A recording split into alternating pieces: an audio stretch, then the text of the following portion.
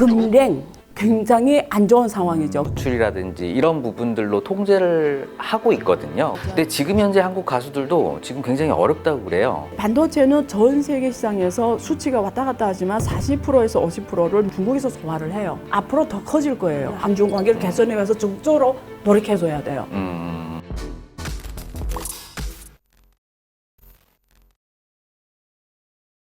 그러면 지금 현재 한중 관계를 그러면 교수님이 보시기엔 점수로 만약에 표현을 한다. 예. 몇 점 정도 좀 주실 수 있으실 것 같으세요?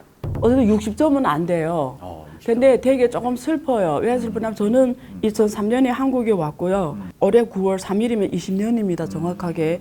박근혜 정부 때 되게 좋았어요. 그 막 천안문에도 올랐잖아요.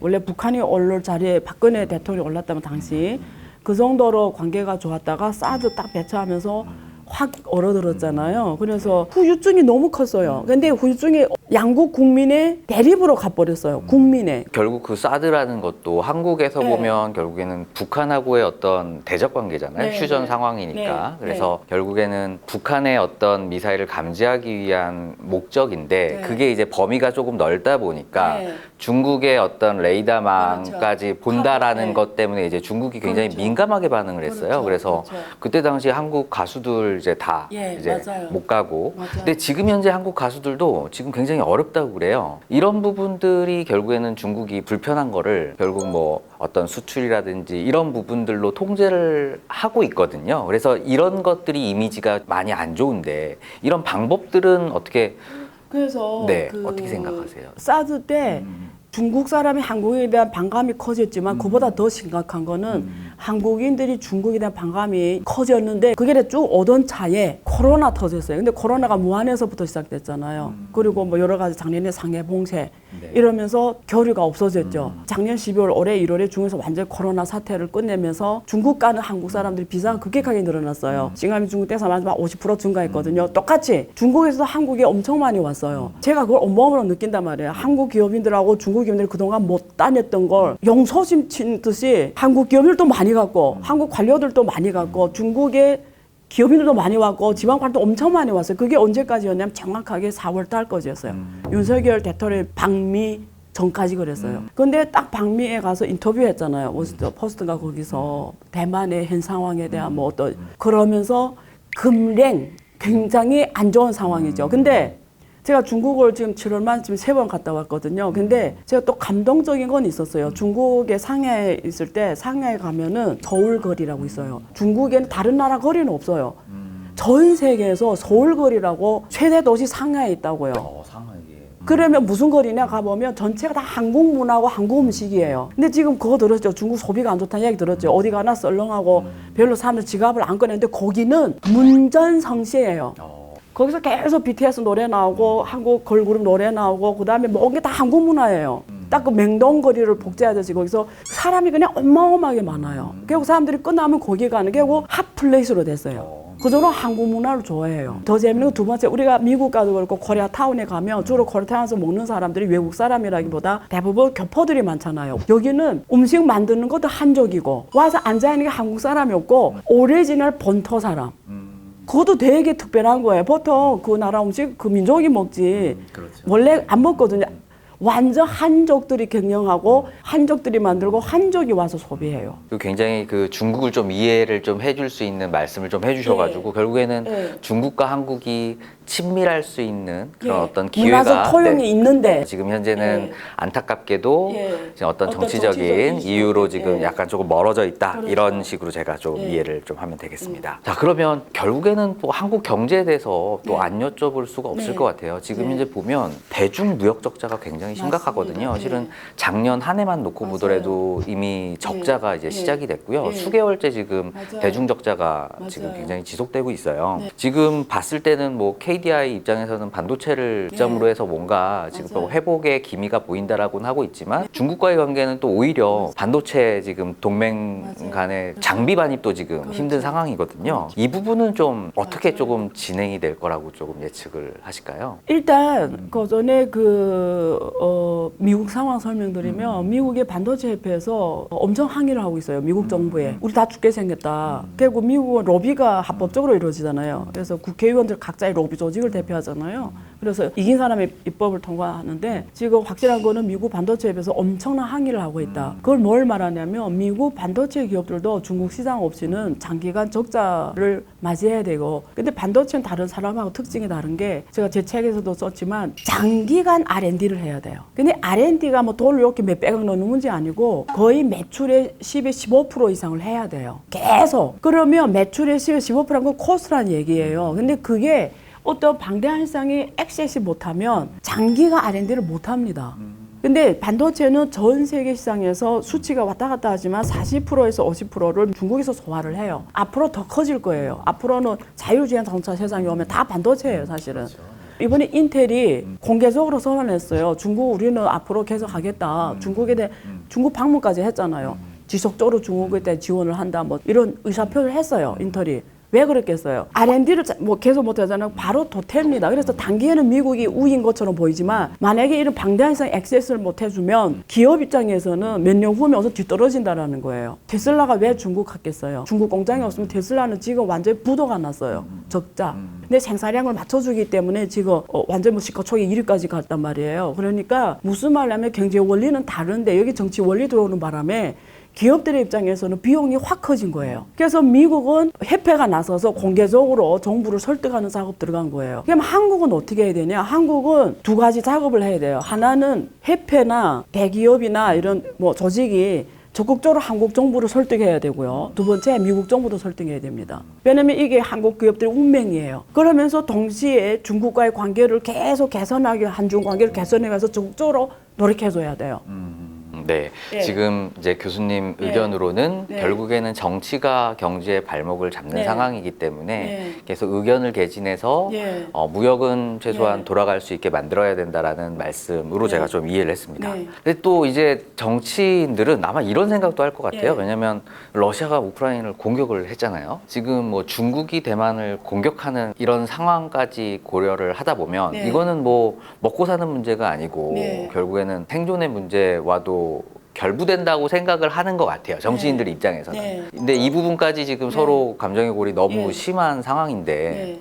이 부분을 좀 어떻게 앞으로 좀 헤쳐나갈 수 있을까요? 제가 원래 솔직하게 말하는 스타일인데 이런 얘기는 좀 하기가 불편해요. 왜냐면 제가 일단 군사 전문가도 아니고 또 제가 말한 게 뭐 사실이라고 검증할 수도 없고, 근데 제가 이런 질문을 통해 답으로 할게요. 저 정확한 표현은 중국 시진핑 정부가 대만 수복에 나서는 걸 지금 시진핑 주석이 원할까? 일단 이걸 먼저 생각해야 돼요. 두 번째, 거기에 전쟁이 나면 누가 이익을 제일 볼까? 그걸 또 생각해야 돼요. 네. 왜냐면 항상 이익을 보는 자가 이익을 밀거든요. 중국 시진핑 정부가 이익일까? 미국이 이익일까? 이것도 생각해야 돼요. 질문이. 만약에 대만의 수복에 나섰을 때 미국이 만약에 참전을 가정한다면 이건 세계대전이거든요. 일본이 지금 다 준비 태세하고 있단 말이에요. 그 섬 주변을 다 이미 전쟁 태세로 만들어놨단 말이에요.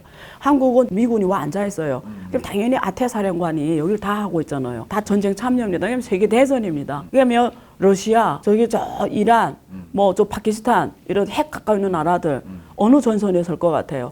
그러면 둘 다 핵과 핵의 전쟁이에요. 결국은. 근데 그거 아세요? 미국은 동맹, 커뮤니티라는 개념을 써요. 중국이 항상 하는 말이 있어요. 우리는 동맹을 지창하지 않는다. 왜 그러냐면 앞에서 말한 것처럼 중국은 항상 장사 마인드이기 때문에 적하고도 협력할 수 있다고 생각해요. 그래서 중국은 항상 쓰는 게 cooperation이에요. 협력. 그거는 적과도 할 수 있다. 윈윈만 된다면. 항상 삼국지 보세요. 오늘이 저기 내일의 동지가 되고 이렇게 그게 삼국지의 본질이잖아요. 그래서 중국은 커뮤니티를 형성하지 않아요. 북한하고도 동맹이라는 얘기를 안 써요. 미국 항상 동맹. 요 동맹 들어오는 건 우리가 지켜주고 나머지는 다 죽인다라는 거잖아요. 근데 만약에 여기서 제3차 세계대전이 일어나면 불가피하게 전선이 나뉠 수밖에 없어요. 근데 이쪽 다 핵을 갖고 있어요. 심지어 북한까지. 근데 북한은 한국 옆에 있잖아요. 무슨 말이냐면 어차피 전쟁이랑 다 같이 멸망하는 거거든요. 그럼 그걸 누가 원할까? 중국이 대만 수복이 국지전으로 끝날 수 있는 일이냐? 국지전으로는 못 끝낸다는 말씀이시죠? 예, 네, 그래서 키신저가 간 거고. 예, 그래서 이번에 러시아 우크라이나 상황 봤더니 왜 미국 태도를 보세요. 군대를 안 파견해요. 그리고 처음에는 장거리 미사일도 안 줬어요. 러시아를 자극하는 게 싫은 거예요. 이 전선을 너무 높이는 게 미국은 부담스러운 거예요. 네. 그러니까 손해는 우크라이나만 보는 거예요. 교수님 입장에선 예, 예. 지금 젤렌스키가 예. 어떤 입장을 취하는 게 옳다고 보세요? 그 그래서 우크라이나인들을 위해서. 지금 젤렌스키와 그 미국 그리고 러시아와 다 딜레마에 빠졌어요. 근데 이게 길어질수록 젤렌스키와 푸틴은 한 길로 갈 거예요. 협의. 근데 지금은 협의를 안 한단 말이에요. 네, 왜냐면 결국엔 휴전으로 갈 거다라는 말씀이시죠. 옛날에 6.25 전쟁 때처럼 그렇죠. 네. 예, 계속 협상하면서 1년 넘게 전쟁이 이어졌잖아요. 예, 왜냐면 이 대가를 도저히 서로가 부담할 수가 없거든요. 그러니까 그렇게 갈 수밖에 없다고 봐요. 근데 단지 협의할 때 누가 우세를 잡고 협의하냐가 중요하잖아요. 제가 고지전을 봤는데 누가 전쟁에서 이기냐에 따라 우리 파워가 박연 파워가 달라지니까 그 이슈 남은 거죠. 네, 그래서 조금 더 이제 서로 이제 격렬한 충동이 조금 더 남았다는 말씀으로 제가 이해를 하겠습니다. 다시 경제로 돌아와가지고 한중간에 지금 불협화음이 좀 나는 상황에서 지금 무역 적자도 일어나면서 지금 한국 기업들도 투자라든지 뭐 엑시트라든지 어떤 협력을 어떻게 해야 되는지에 대해서 굉장히 고민이 많을 것 같아요. 그렇죠.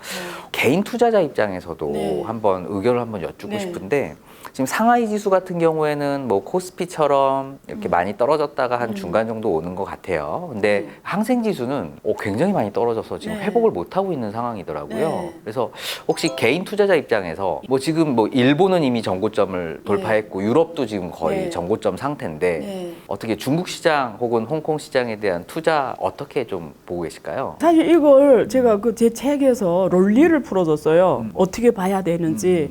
되게 긴 얘기인데 제가 다 풀 수는 없고 하나만 설명드리면 중국 정부 입장에서 한번 문제를 생각해 볼게요. 중국 정부 입장에서 중국은 지금 부채가 심합니다. 부채가 심하다는 건 누구 부채가 심하다면 기업 일단 그다음에 지방정부 뭐 많이 들으셨겠지만 근데 중국은 경제가 어떻게 누가 데리고 이렇게 성장하냐면 지방정부가 대표 선수예요. 지방정부가 도시 플랫 회사를 만들어서 운영해서 대출해서 길 까고 뭐 인프라하고 뭐 여러 가지 투자를 해서 성장해 왔죠. 그게 지금 지금까지 고속 성장한 배경인데 지금 지방정부가 미래 10년을 이미 땡겨서 다 발전시켜 버렸어요. 그러니까 앞으로 10년 동안 그 대가를 치러야 되는 거예요. 부채를 이렇게 따는 언젠가는 갚아야 돼요. 이자만 갚다 보면 아예 경제 쪽에 돈이 들어갈 수가 없어요. 그 대가를 장기간 치러야 되는데 근데 중국 정부 그걸 치다 보면 미래 4차 산업의 주도 산업이 대표 선수 산업으로 중국 경제를 떠올리는 주도 산업으로 못 들어와요. 지금 부동산이 중국의 시멘트 GDP라고 내가 늘 말했잖아요. 부동산에서 나와서 미래 주도 산업, 고버 산업일의 주도 선수로 들어와줘야 되는데 건설 경기가 이제 부가가치였던 첨단 산업으로 이제 재편돼야 된다는 거죠. 돈이 그럼 이쪽으로 가져야 되는데 돈만 풀면 옛날 빚을 갚는 거예요. 돈만 풀면 이쪽 모으는 거예요. 그래서 중국 정부는 앉아 생각하겠죠. 이걸 어떻게 극복할까? 그래서 이번에 가봤더니 은행에서 지금 전반적인 방향이 뭐냐면 미래 산업 쪽은 예를 들면 AI라든지 배터리라든지 이런 미래 반도체라든지 이런 미래 산업 쪽이 대출하겠다면 무조건 해줘라. 이게 지금 방향이래요. 첨단 산업은. 예. 그래서 이런 쪽 기업들이 대출하는 게 되게 편하대요, 요즘에. 그 다음에 부동산 그 사이에 이렇게 무너지면 안 되니까. 왜냐면 이게 삐끗해서 경제가 경착륙 오니까 부동산은 또 무너지면 안 되니까 부동산 투자도 좀 많이 완화해서 빨리빨리 해줘라 뭐 이런 스탠스래요. 근데 중국 정부에서 이 방법 말고 지금 생각하는 게 뭐냐면 반성을 하겠죠. 경제가 왜 이렇게 됐을까. 그래서 반성한 결과 항상 미국을 배웁니다. 중국 정부는. 미국 봤더니 미국은 금융이 경제에 들어가는 논리가 우리가 혈액순환이 몸을 도는 논리가 미국은 자본시장인 거예요. 돈이 자본시장을 통해서 기업에 들어가는 거예요. 그러면 자본시장을 통해 기업에 들어간다는 거는 리스크를 전 국민이 같이 분담한다는 거예요. 그게 또 주식회사의 또 원리죠. 그게 원리죠. 그러면 파산해도 이것처럼 지금 이게 옛날 빚을 또 안으면서 이래 갈 필요 없는 거예요. 파산하고 그냥 파산하고 주주가 위험을 또 안는 거예요. 바로 위험이 없어져 버리는 거예요. 그냥 끝나는 거예요. 근데 이거는 부채 대출이다 보니까 안 끝나는 거예요. 계속 갚아야 되는 거예요. 금융권의 부실로 이루어지면 또 커다란 문제가 되니까. 그래서 중국 정부 지금 전략이 뭐냐면 자본시장 이제 본격 키우겠다. 그래서 며칠 전에도 시진핑 주석이 이제는 자본시장 계획 개발 확대하겠다 뭐 이런 표현을 할 정도로 지금 엄청 키우겠다. 근데 이 말을 다른 말로 쉽게 하면 이제는 앞으로 기업의 융자 파이낸싱을 자본시장을 통해서 주로 하겠다라는 거예요. 그래서 중국의 자본시장 이제 투자에 대해 물어봤으니까 요즘에 그 중국에 떠오른 이름이 그 중터구라고 중국 특색의 밸류에이션 체계 만들어라 이렇게 지금 증감이 주석이 이회만이라는 사람인데 그렇게 말해서 그 말은 뭐냐면 우리말로 쉽게 이제는 중국 공산당은 자본시장을 통해서 파이낸싱 하겠다. 퍼가 너무 낮으면 씹어 먹을 거 퍼가 너무 5원밖에 못 먹잖아요. 그러면 자본 융자가 충분하지 않으니까 지금 국유 기업들이 너무 저평가됐다. 그래서 국유 기업에 대한 합리적인 평가 체계를 만들어라는 거는 앞으로 중국 기관 투자가 국가대표 선수라고 하잖아. 얘네들한테 국유 기업이 합리적 평가를 해줘라. 이 뜻이에요. 개미 투자자 입장에서 말하면 주시장을 띄워야 되는 거예요. 그래 퍼가 올라가는 거죠. 그 띄우는 역할을 하겠죠. 왜냐면 중국은 다 은행, 증권, 보험이 기관 투자가 다 정부 거니까. 그래서 국유기업이 합리적인 밸류에이션을 만약에 해서 단기에는 기회도 있을 수 있어요. 근데 장기라는 건 우리가 보통 파이낸스에서 단기라는 1년 이내를 말하는데 그게 지금부터 한 3년 이 사이에는 저는 한 번의 기회가 온다고 봐요.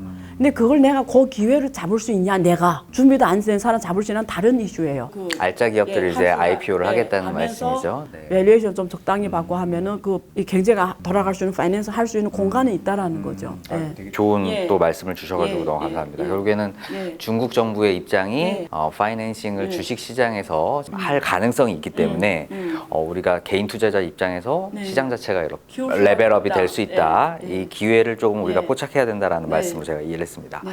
지금 많이 떨어졌지 않습니까? 근데 그게 수준이 마이너스 80%라는 맞아요. 거예요. 그래서 저는 왜? 부동산이 마이너스 80%? 저를 좀 주목했으면 네. 예, 그런 대가를 안 치렀을 텐데